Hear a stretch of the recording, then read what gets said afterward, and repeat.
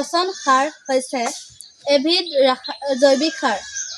ঘৰৰ পেলনীয়া জাবৰ-জোথৰ গাঁতত পুতি থৈ সাৰ প্ৰস্তুত কৰা হয়। বৰ্তমান অধিক ৰাসায়নিক সাৰৰ ব্যৱহাৰৰ ফলত খেতি পথাৰৰ মাটিৰ উৰ্বৰতা হ্ৰাস পাইছে আৰু শস্যৰ উৎপাদনও কমি আহিছে।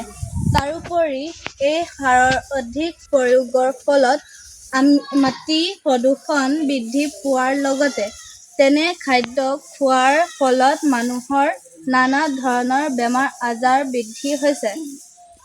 সেয়ে আমি ঘৰতে পচন সাৰ তৈয়াৰ কৰি খেতি পথাৰত ব্যৱহাৰ কৰিব লাগে।